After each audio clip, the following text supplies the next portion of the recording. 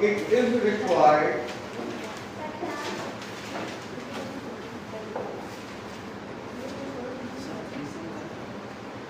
to construct a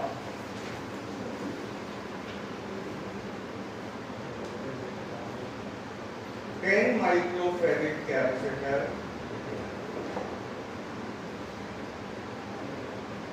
It is required to construct a 10 microfarad capacitor which is connected to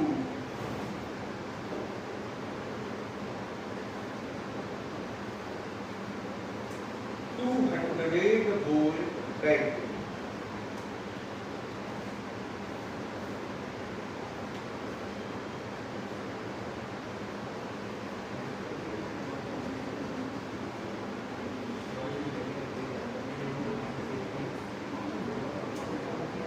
Capacitors of capacitance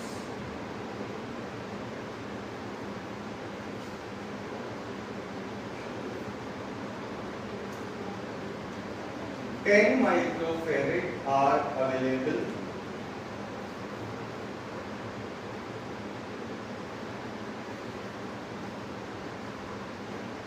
But they withstand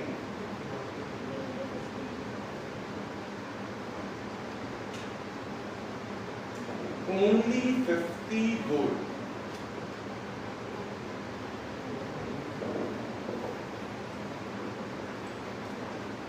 Design a combination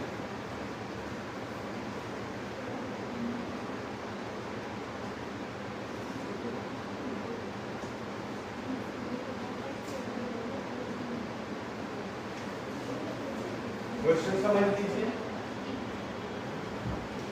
हमें एक capacitor बनाना है जिसकी capacity कितनी है? 10 microfarad. मतलब बहुत सारे कैपेसिटर्स को मिला के एक कैपेसिटर बनाना है जिसकी कैपेसिटी हो 10 माइक्रोफैराड और जो कितनी सप्लाई से कनेक्ट हो सके? 200 वोल्ट।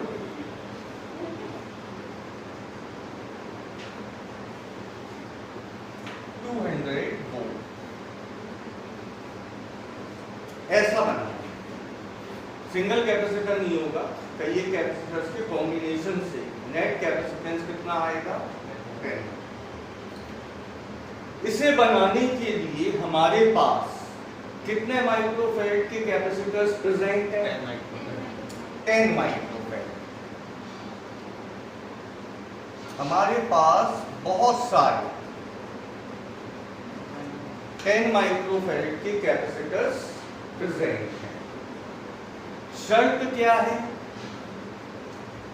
एक कैपेसिटर मैक्सिमम कितना वोल्टेज झेल सकता है? 50। हम ऐसे कितने कैपेसिटर्स को सीरीज या पैरेलल या कॉम्बिनेशन में ज्वाइन करें कि उनका नेट कैपेसिटेंस तो कितना आए? 10 माइक्रो। लेकिन वो कितनी सप्लाई पे काम कर सके? Question clear? तो जब 200 वोल्ट की हम सप्लाई देंगे तो सबसे पहले हम चेक करते हैं सीरीज में लगा। अगर हम सीरीज में 10 माइक्रोफैराड के कैपेसिटर्स को लगाएंगे तो क्या फायदा होगा? मान लीजिए हम पैरेलल में लगाते हैं सारे कैपेसिटर्स को, हमें नहीं पता कितने हैं, 10 माइक्रोफैराड के बहुत सारे कैपेसिटर्स हम पैरेलल में लगा रहे हैं, ठीक। तो जब पैरेलल में लगेंगे तो सब पे वोल्टेज कितना जाएगा? 200 वोल्ट। सब बेकार हो जाएगा। हमें कोई ऐसा फॉर्म सोचना है कि वोल्टेज डिस्ट्रीब्यूट हो जाए। तो सीरीज में ही वोल्टेज डिस्ट्रीब्यूट होता है। तो एक बात तो कंफर्म है कि हमें वोल्टेज को डिस्ट्रीब्यूट करने के लिए कौन सा फॉर्म चाहिए? सीरीज में टोटल कैपेसिटेंस का फॉर्मूला क्या होता है?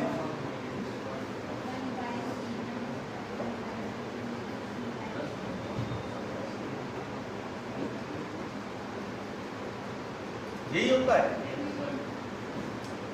देखो हमारे पास 10 माइक्रोफेरेड के कैपेसिटर्स हैं, अगर हमने पैरेलल में लगा दिए तो सबका कैपेसिटेंस ऐड हो जाएगा, ऐड होके कभी भी 10 नहीं आ पाएगा। हमें कैसे ऐड करना होगा? रेसिप्रोकल। इसका मतलब एक बात श्योर है कि कैपेसिटर्स काय में लगेंगे? सीरीज। क्यों लगेंगे? दो रीजन। नेट कैपेसिटेंस हमें डिक्रीज कराना है और वोल्टेज को डिस्ट्रीब्यूट करना। क्वेश्चन क्लियर हो गया? अब कुछ नहीं, कितने कैपेसिटर्स लगाए हैं? एक कैपेसिटर कितने वोल्ट झेल पा रहा? तो 50 50 50 50 करके क्या करेंगे? कितने कैपेसिटर्स लगा देंगे? 4। तो ये जो 200 वोल्ट की सप्लाई है ये हर कैपेसिटर पे कितनी पहुंचेगी? 50। तो सिंपल सी कहानी है, 50 वोल्ट के कितने कैपेसिटर्स चाहिए? ये तो हुआ वोल्टेज वाइज। अब हम चेक करें उन 4 का टोटल कैपेसिटेंस कितना आना चाहिए? 10। चेक करके देखते हैं। 1/10 1/10 1/10 और 1/10 कितना आएगा? 2.5 नेट कैपेसिटेंस। तो आपने देखा हमारा एक मोटो तो सही हो गया लेकिन दूसरा मोटो नहीं हो पाया अभी पूरा। अगर हम 4 कैपेसिटर्स को सीरीज में लगा रहे तो वोल्टेज तो डिस्ट्रीब्यूट हो जा रहा। कैसे देखें? ये 200 वोल्ट की सप्लाई है, ये हमने 4 कैपेसिटर्स लगा दिए तो हर कैपेसिटर पे कितना चला गया? 50 वोल्ट। बट इनका कॉम्बिनेशन जब हमने किया तो टोटल कैपेसिटेंस कम हो गया। अब क्या करें?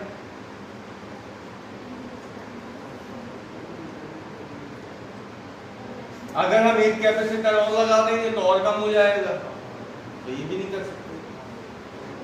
अब हमें इस 2.5 को कितने टाइम्स करना है? 4 टाइम्स। कौन से फॉर्म में हो पाएगा? पैरेलल में। भाई पैरेलल में सीधे सीधे ऐड होता है ना, तो अगर हम 2.5 को कितनी बार ऐड करें?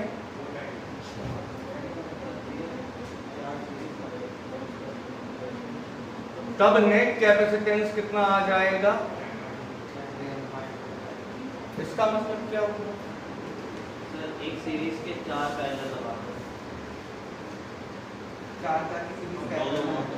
4 की सीरीज की 4 रोज बना दें। देखिए ऐसी अगर 4 रोज पैरेलल में लगाते हैं तो हर किसी रो पे नेट वोल्टेज 200 पहुंचेगा जो कि डिस्ट्रीब्यूट हो जाएगा 50-50 में, और टोटल कैपेसिटेंस अपना 10। भाई मजबूरी क्या थी? हमें 2.5 चाहिए था।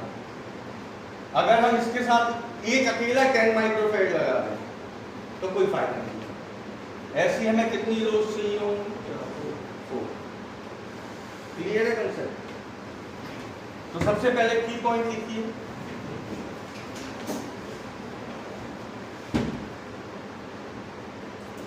सप्लाई वोल्टेज 200 वोल्ट को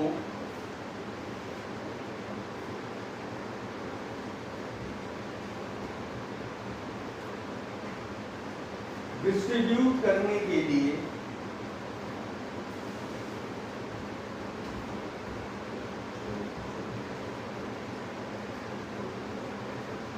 सीरीज फॉर्म लगाना होगा।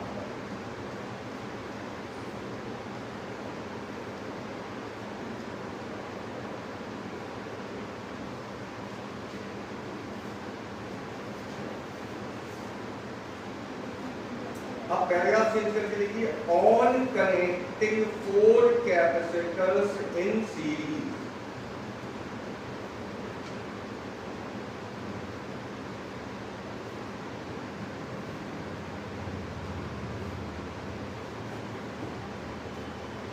each capacitor will occur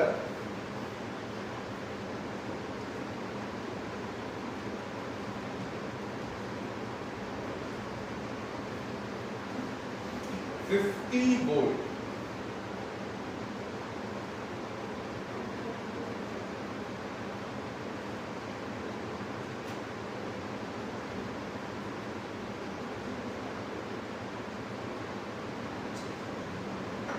Each capacitor will occur कितने वोल्ट?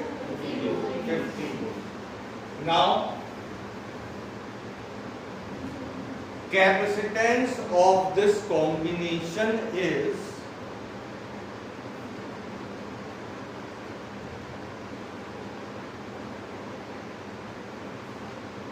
यहां तक कर लीजिए।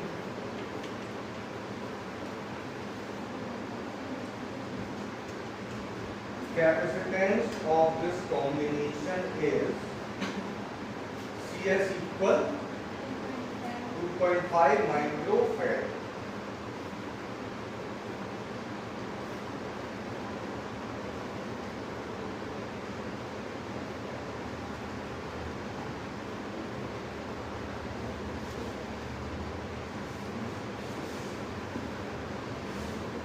अब हमें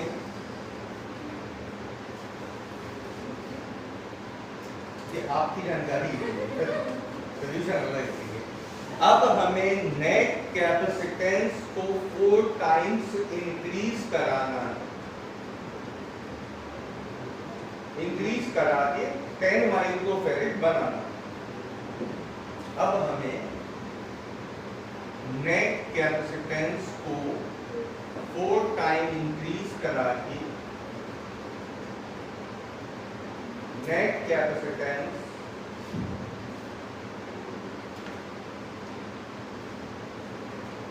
कितना बनाना है? 10 microfarad banana. Now to increase the capacitance, parallel form is required। ये आपकी सॉल्यूशन की line. Now to increase the capacitance,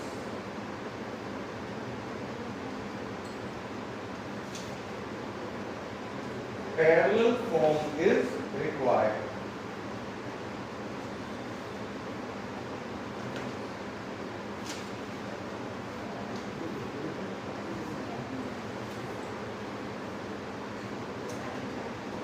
Hence 4 rows of such combination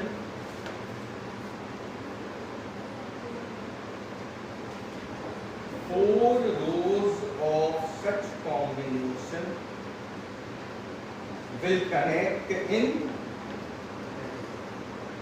pair।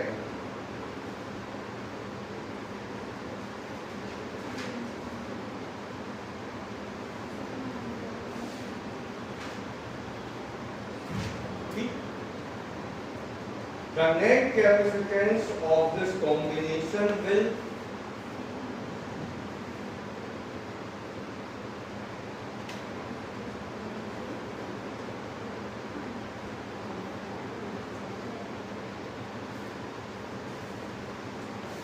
CP equal, आपके सामने है, राइट कर दीजिए।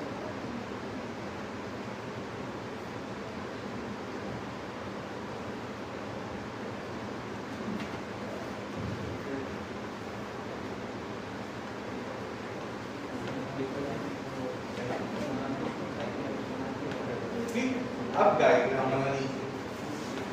डायग्राम में ऐसी कितनी रोज बनाएंगे आप? 4। बिना डायग्राम के इस तरह का क्वेश्चन आपका कभी भी कंप्लीट नहीं बना जाएगा।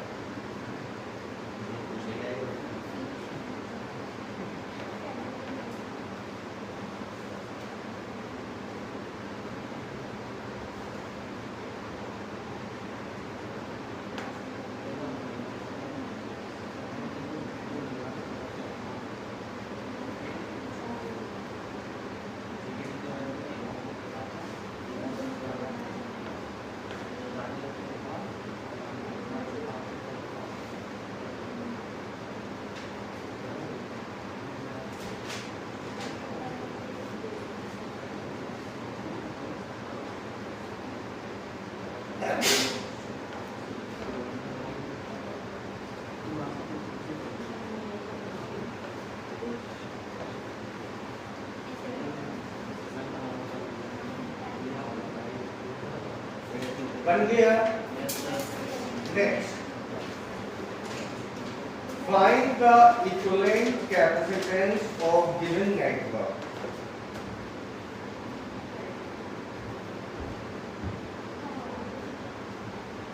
Find the equivalent capacitance of given network.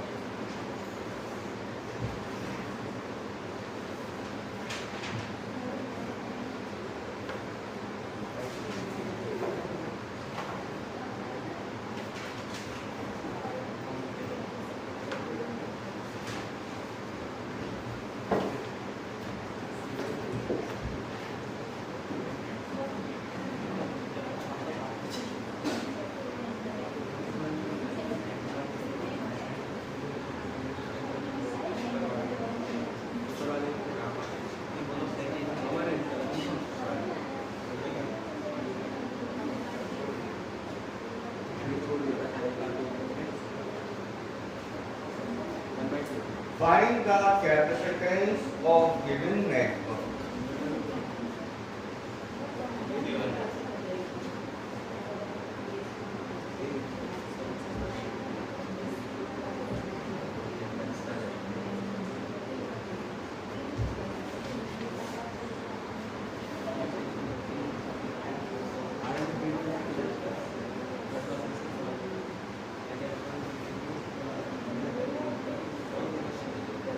If each one is of 2 microfarad, if each one is of 2 microfarad,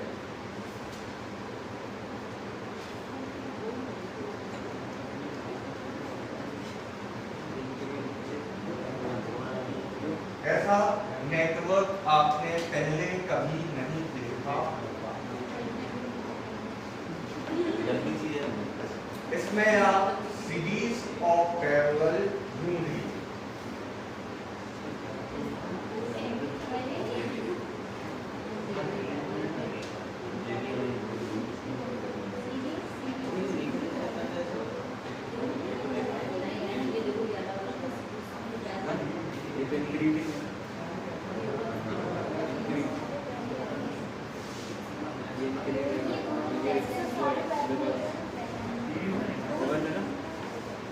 आराम से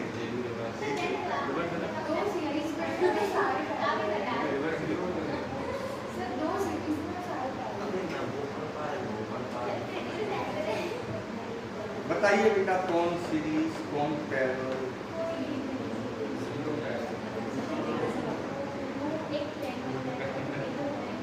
अच्छा ये बताइए, इसको सॉल्व करने का तरीका बता। मैंने पहले भी आपको बताया है, जितने भी बॉक्स हो, छोटे छोटे बॉक्स, सबसे पहले उन्हें सॉल्व करो।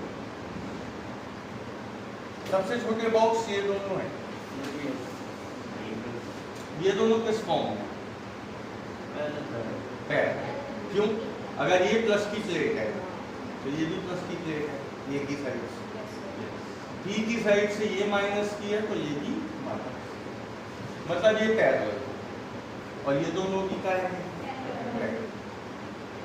जब हम इन्हें कंबाइंड कर देंगे पैरेलल, देखना कैसे।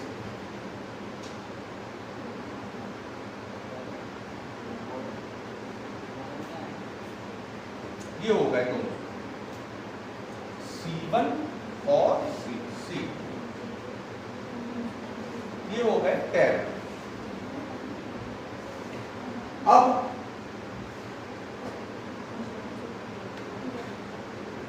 ये पैरेलल में होगा। चलो पहले नाम देखें।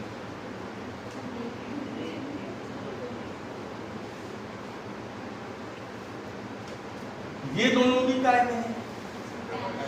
पैरेलल। तो आगे हम एक बी पॉइंट और बना रहे हैं।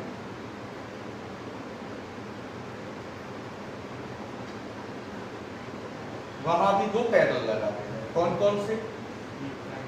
C5 और C6। मतलब इतना नेटवर्क तो खत्म हो गया। अब बची ये दोनों, इसके बारे में बात करें। ये कहाँ लगा? ए से एक लाइन आगे, जैसे यहाँ इस पॉइंट की बात कर रहे हैं, तो इस पॉइंट से एक लाइन आगे गई, वो कहाँ ज्वाइन हुई? C4 पर, और फिर वो जाके कहाँ ज्वाइन हो गई? इन दोनों के इक्वलेंट पर। तो अगर मैं इस पॉइंट से, देखना इस पॉइंट से एक लाइन ले आके C6 से कनेक्ट कर दूं, तो क्या मैं यहां C4 लगा सकता हूं? आपको क्या देखना है? वो पॉइंट्स जहां पर दोनों कैपेसिटर कंबाइन हो रहे हैं। इसका पॉइंट ये है, इसका पॉइंट ये है। यहां पे कहां है वो पॉइंट्स? ये और ये। मतलब अगर मैं इसे नाम दे दूं T और इसे दे दूं Q, तो इस डायग्राम में P कहां है? ये, और ये क्या है? इतना समझ में आया? अब कौन बचा? R और S। तो ये पॉइंट मेरे ख्याल से होगा R,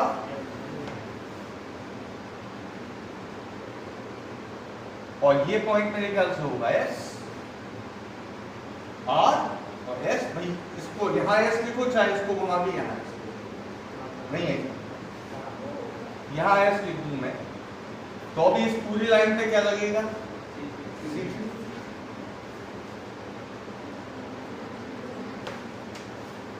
आई बात समझ में? ये दोनों पैरेलल किसके साथ? ए के साथ, ए के साथ हो गए। ये दोनों पैरेलल किसके साथ? बी के साथ, बी के साथ हो गए। अब इनके जो जंक्शंस थे उनके नाम क्या थे? Q और S। इनके क्या थे? P और R। तो P और Q कनेक्ट थे, R और S कनेक्ट थे। अब ये इसी लाइन में अपना, इसे कैसे सॉल्व करोगे? ये दोनों पैरेलल, ये दोनों पैरेलल, इसका जो इक्विवेलेंट आएगा एक हो जाएगा, इसका इक्विवेलेंट एक हो जाएगा, दो सीरीज फिर क्या है? अब समझ में आया? पहले अपना काम कर लीजिए।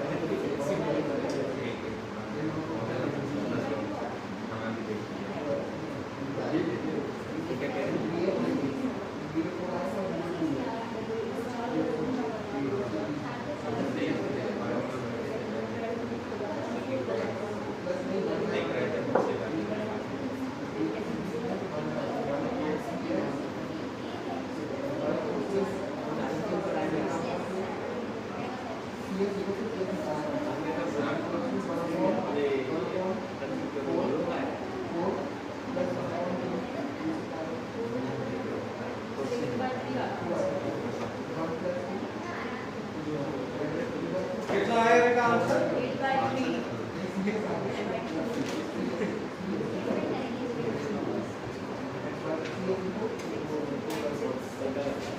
सबसे पहले आपने इन दोनों को काय में लिया, पैरेलल। जब इनको पैरेलल में लोगे तो ये P खत्म हो जाएगा, ये R खत्म हो जाएगा। इस पूरे की जगह कितना लग जाएगा? कितना आया? 2 आया ना? नहीं 4 आया ना? यहाँ 4 लग जाएगा। ये दोनों हट जाएंगे, इसकी जगह भी कितना लग गया? 4। ठीक है, ये कितना था ऑलरेडी? यहाँ भी 2 माइक्रो। अब बच्चों का खेल,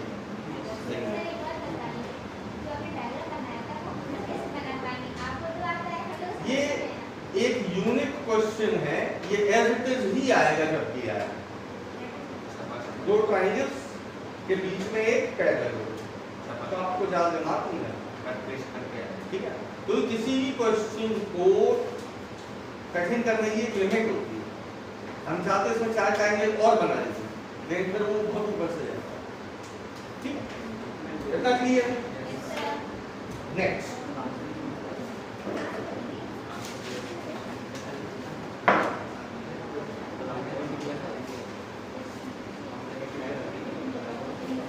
a parallel plate capacitor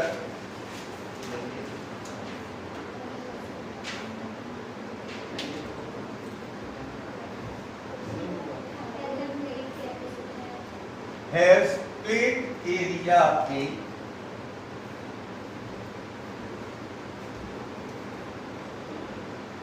and plate separation small d.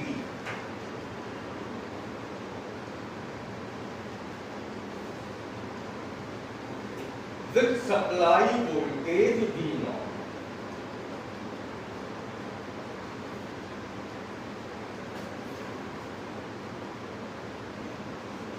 Now charging battery is disconnected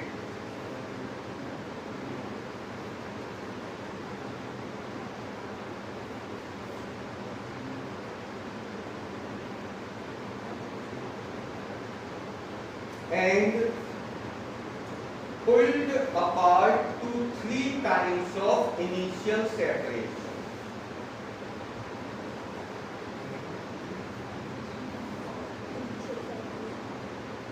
Times of initial separation. Calculate work required to separate the plates.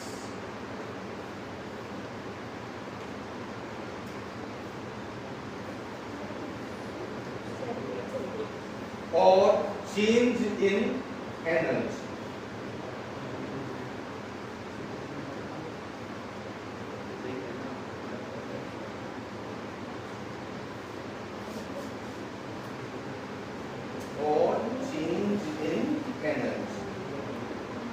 पहले क्वेश्चन समझ लो, क्या कहा गया क्वेश्चन में आपसे? क्वेश्चन में क्या कहा गया देख लो पहले आराम से बेटा एक बार।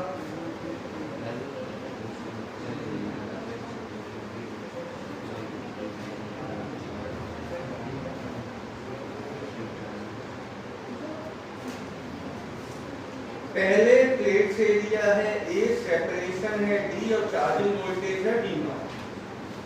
ठीक है, तो पहले क्या क्या चीजें हम ये देखो बेटा। पहले कैपेसिटेंस कितना होगा? होगा कितना? Epsilon naught A by D। Charge कितना होगा? Q equal CV epsilon naught A by D into V0।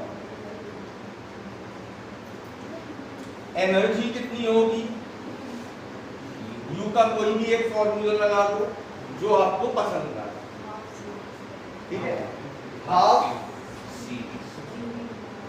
हमें आंसर किसके टर्म्स में चाहिए? A गिवन है, D गिवन है और V इन्हीं के टर्म्स में चलेंगे, ठीक है। तो कोई भी लगा दो, एंड में मैं कन्वर्ट तो नहीं करने जा रहा हूँ, half Q square by C लगा।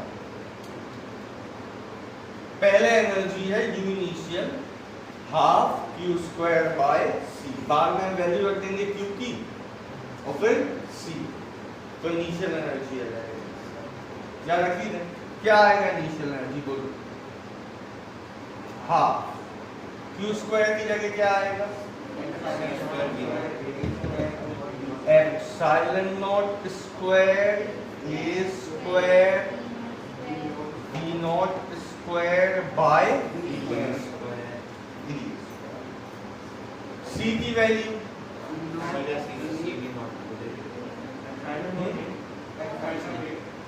एप्सिलॉन नॉट ए बाय कुछ भी रखो, एंड में आएंगे, एंड में डी से A D cancel, epsilon naught से एप्सिलॉन नॉट, ए से टी।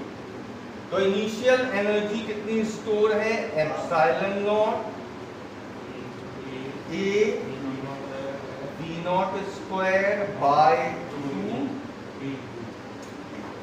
ये है इनिशियल। अब पहले सुनिए, अब प्लेट्स के बीच सेपरेशन को कितना टाइम्स कर दिया गया? 3 टाइम्स। तो नई एनर्जी क्या होगी?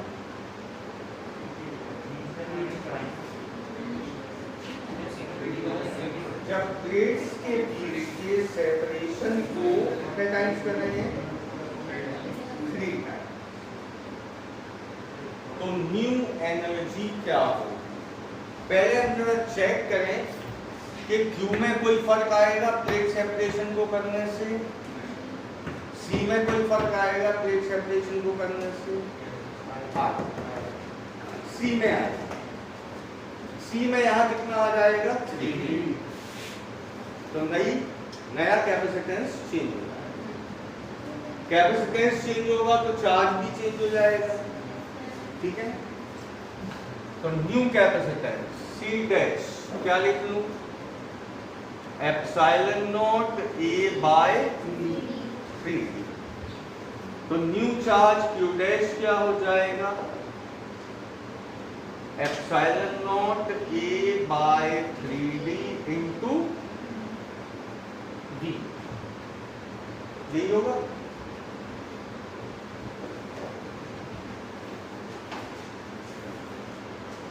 ये हमने कर दिया गलत। अब बताइए गलत क्यों?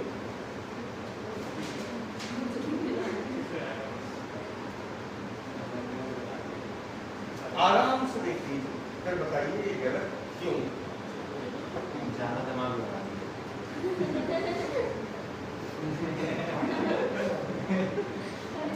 अब हमें ये सोचना है गलत क्यों?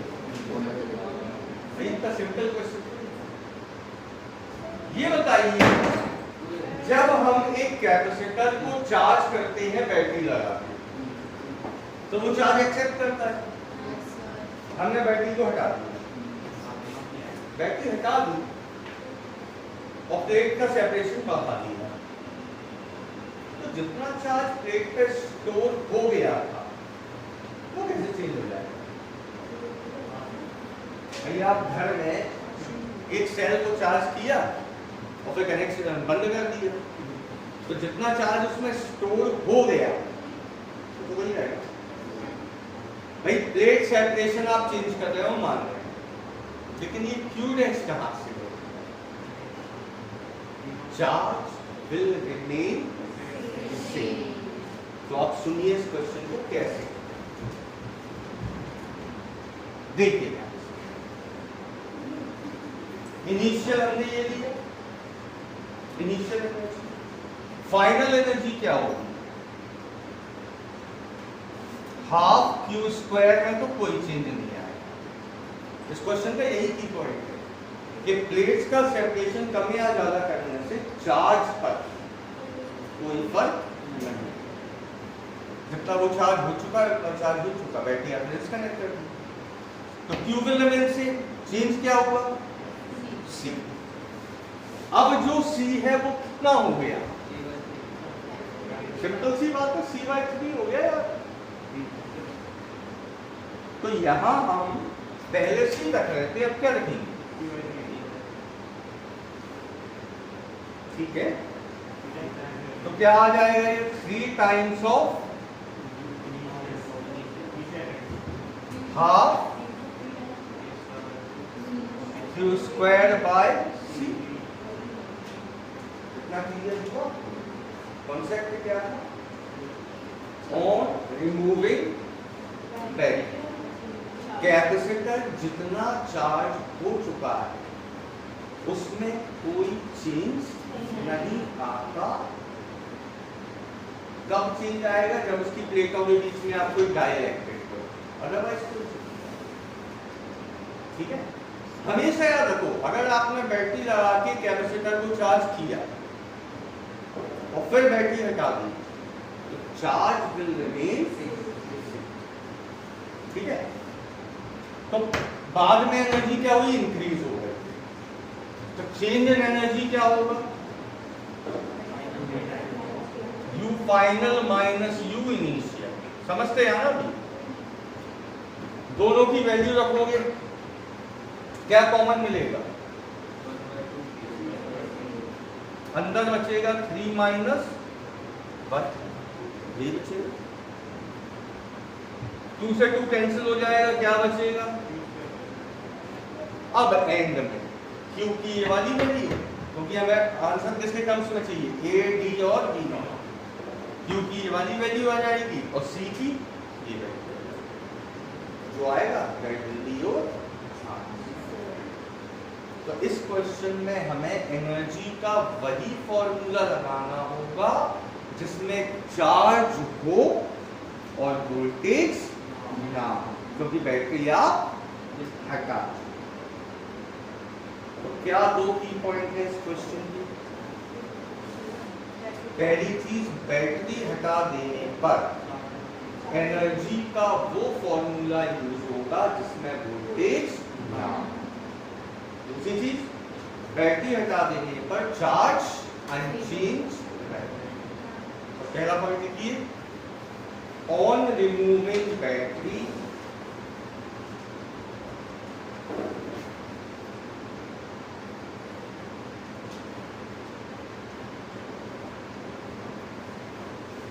कैपेसिटर जितना चार्ज हो गया होगा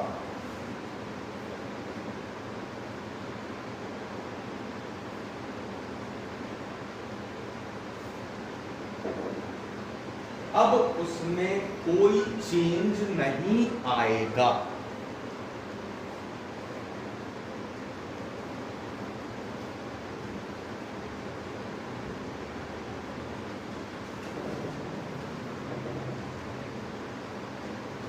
एनर्जी का वो फॉर्मूला यूज होगा जिसमें वोल्टेज ना हो।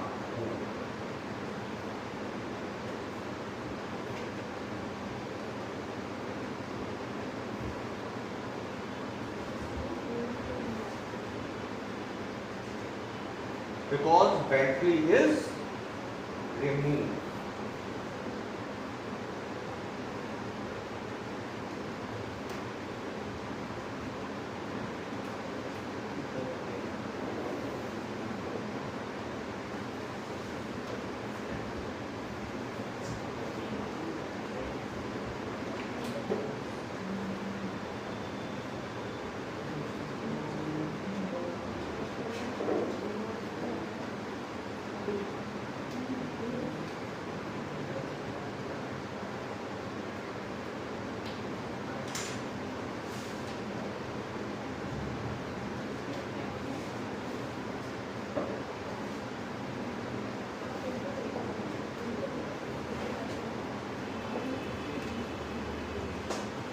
ठीक है, Q की वैल्यू रखी हमने, सबका स्क्वायर हुआ, C की वैल्यू रखी, अब कैंसिल क्या क्या हुआ,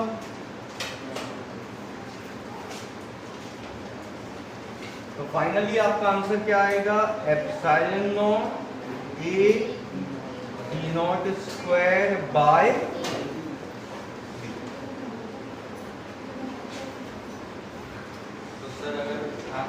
जिसका लगाएंगे उसमें वोल्टेज है, तो आंसर तो वही आएगा ना कि दूसरे में वोल्टेज 0 हो जाएगा, बैटरी हिट जाएगी। पहले वोल्टेज अप्लाई करो, फिर वोल्टेज 0 करोगे तो फाइनल एनर्जी 0 हो जाएगी, जबकि एनर्जी तो स्टोर है। Next, in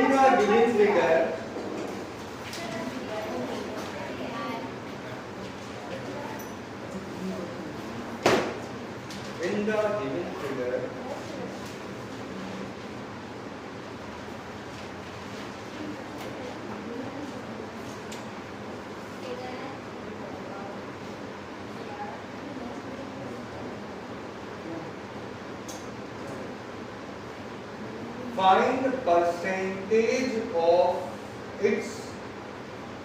find percentage of stored energy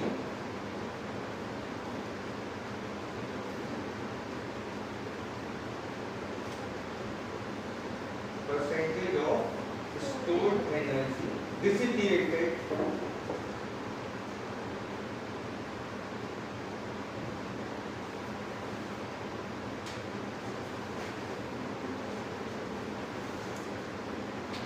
after switch 1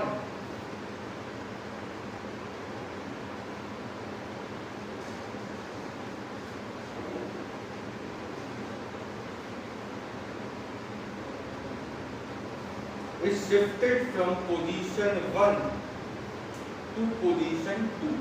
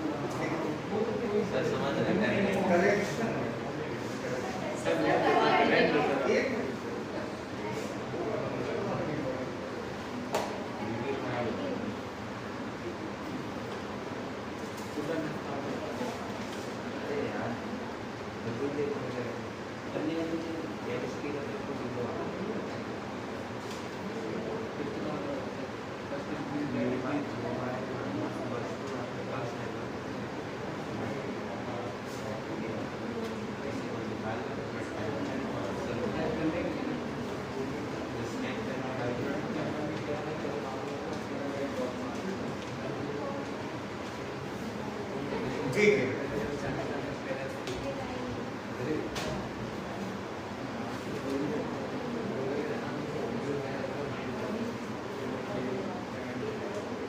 पहले डायग्राम को समझ लीजिए। ये है बैंक,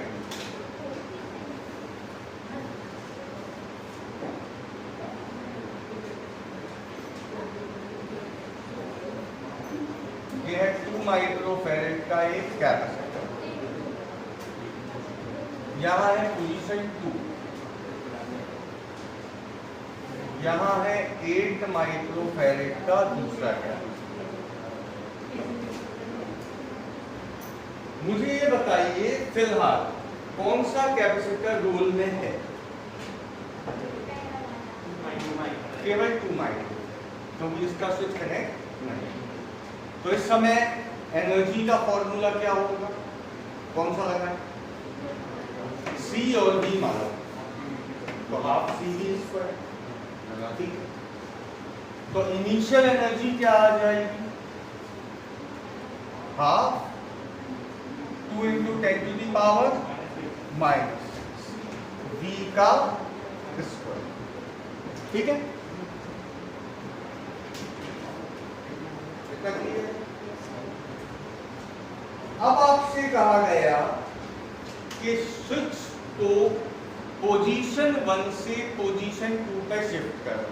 यहां कंफ्यूजन, ध्यान से देखिए क्यों कंफ्यूजन।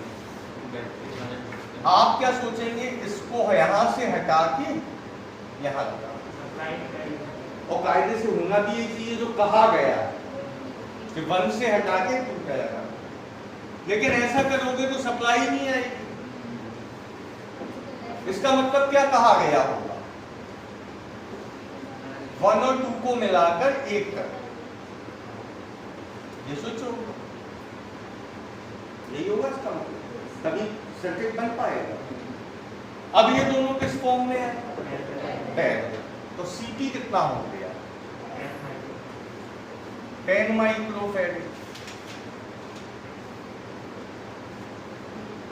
वोल्टेज तो अभी यही रहे, पैरेलल फॉर्म। तो अब फाइनल एनर्जी क्या हो जाएगी? Half C V square. ठीक है, अब एनर्जी ज्यादा हो गई। आपसे क्या पूछा गया है? Find percentage of stored energy dissipated. तो कितनी एनर्जी डिसिपिएट हो गई? पहले इतनी थी, अब इतनी। लॉस इन एनर्जी कैसे आएगा? माइनस कर दो, तो डेल्टा यू क्या हो जाएगा?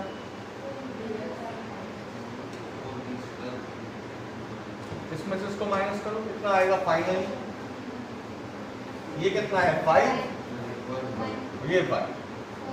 तो 4 × 10⁻⁻⁻6 × v²। ये क्या आई? डिसिपिएटेड एनर्जी। इतना कर दो पहले, हो गया।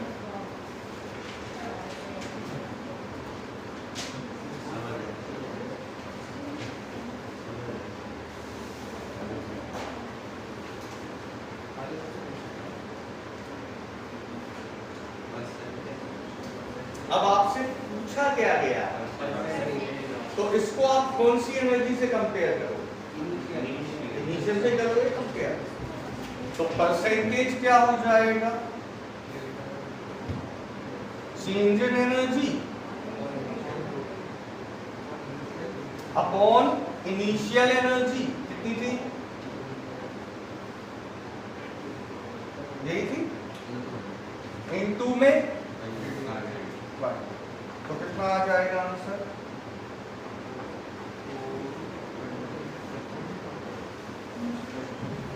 कितने परसेंट एनर्जी जो है वो डिसिपिएट?